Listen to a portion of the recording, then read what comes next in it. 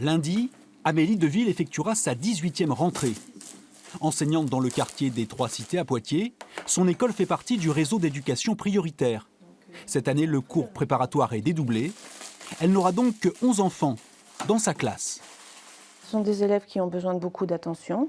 On a des élèves avec des profils très différents. On peut avoir des enfants qui sont non francophones, on peut avoir des enfants qui sont dans un bilinguisme, qui ne pratiquent le français qu'à l'école en fait. Et donc on a des difficultés multiples et en baissant les effectifs, on espère évidemment pouvoir les aider au mieux pour réussir leur entrée au CP et leur entrée dans la lecture. Ultime réunion préparatoire pour l'équipe enseignante de l'école Jacques Brel. Avec cette année au programme une autre nouveauté, des évaluations à effectuer en CP, mais aussi en CE1. Un sujet très sensible, loin de faire l'unanimité.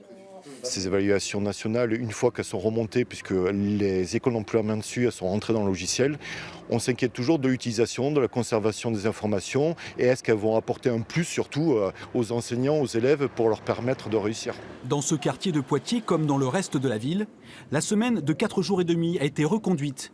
Un particularisme local, dans le département de la Vienne, 68% des communes ont en effet choisi cette organisation. C'est quand même une organisation relativement agréable qui a été choisie, je vous le dis, majoritairement. Nous, ce qui nous intéresse, c'est que les après-midi sont moins longs. Lundi matin, à 9 h, les instituteurs de l'école Jacques Brel débuteront une nouvelle année scolaire. 190 élèves feront leur entrée dans l'établissement.